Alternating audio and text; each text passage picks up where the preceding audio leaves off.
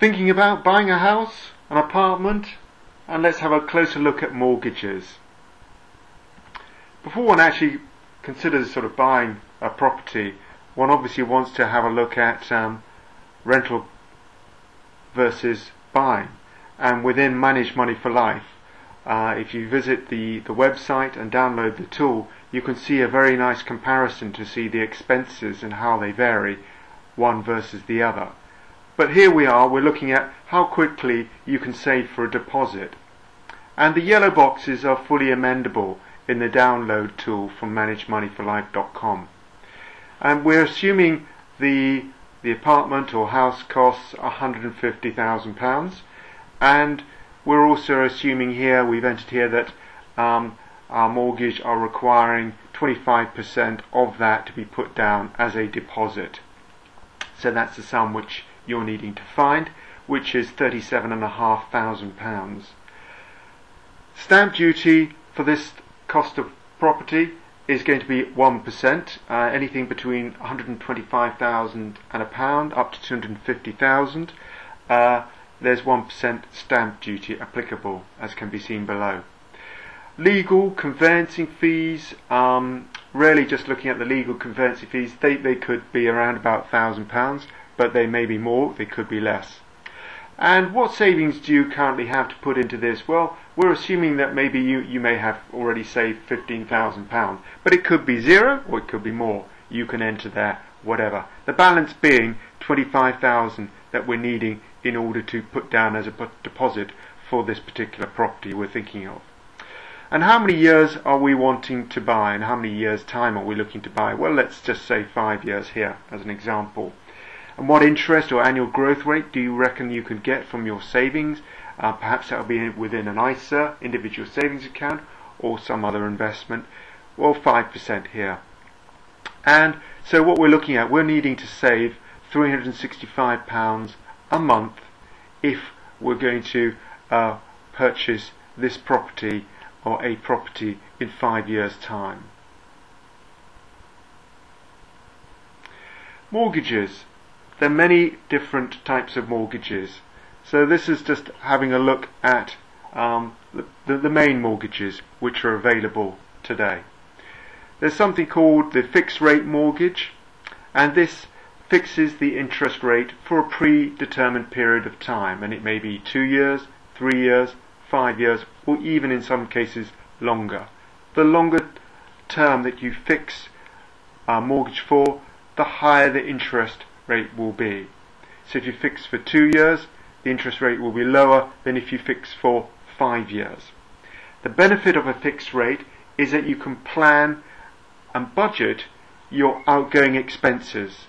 You will know that what they are is X sum, and the next month there'll be X sum. In a year's time there'll be X as well. So it removes the variability and the worry, particularly if interest rates are going to be going up. But there are other costs. It isn't just the interest rate which you pay. There is an arrangement fee. There's often an exit fee as well. So there are some hidden costs which one needs to consider. And so the best thing when you're looking at mortgages is to go to a mortgage broker who has access to the whole of the market, and they can find the very, very best mortgage suited to you. Then there's a standard variable rate, which after if you have a fixed rate mortgage, that is the mortgage rate which you will then go on to once your fixed rate, your any other specific mortgage has come to an end. Your mortgage will flip over into a standard variable rate, and this is based on, but it's not the same as, the Bank of England's base lending rate. So it's pegged to that, but it's up to them when they move it up and when they move it down.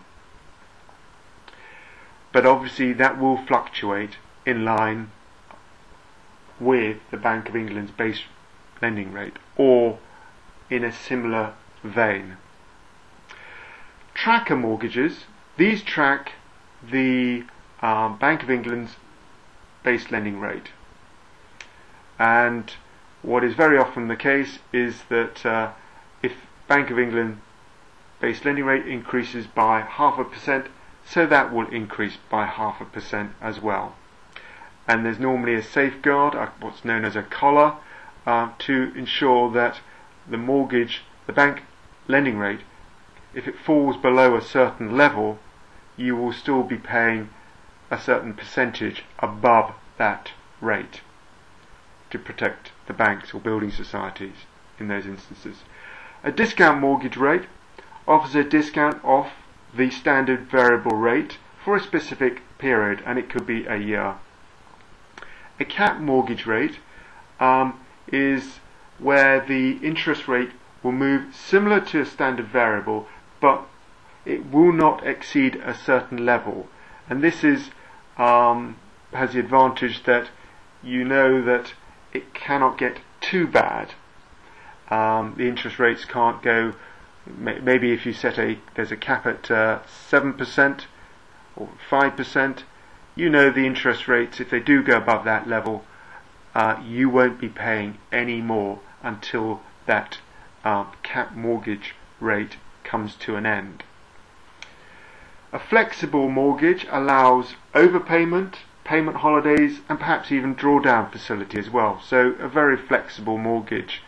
Then there's an offset mortgage, which allows you to offset any savings to reduce your mortgage. It's tied to an account where if you put your money into the account, that offsets your mortgage. And finally, the cashback mortgage. This offers a cashback lump sum, and this is expressed as a percentage of the mortgage. And this is normally paid once your mortgage has been agreed and set up, so you can benefit from that cashback early on in the mortgage. Mortgages. How important is it to have a low interest rate?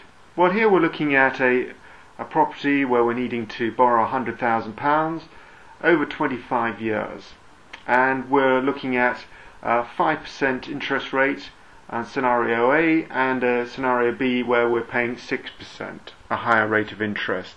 So we'll have a look at repayment mortgages and interest payment only. First of all, repayment mortgage.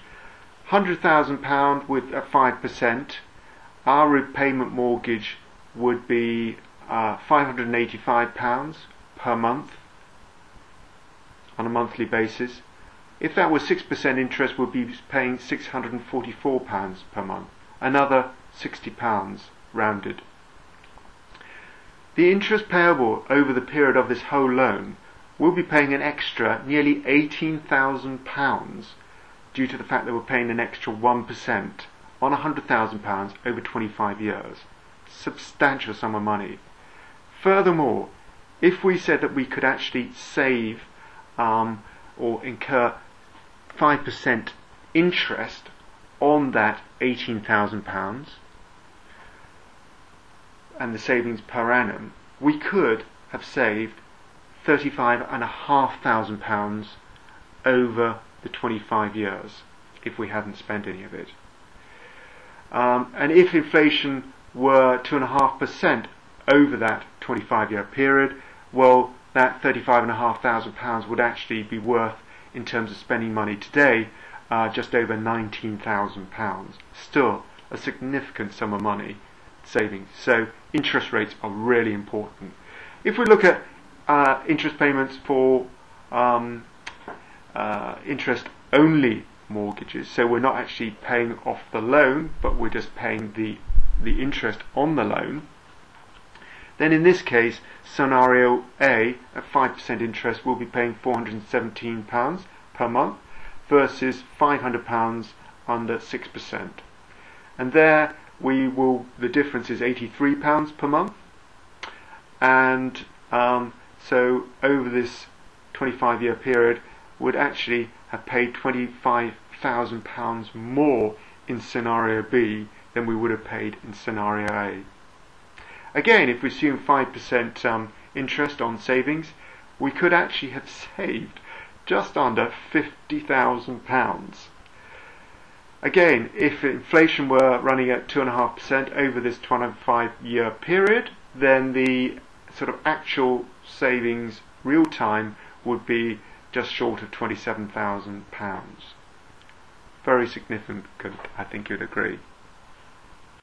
And this ends this brief seminar, and then in your own time, do click on the next. Thank you.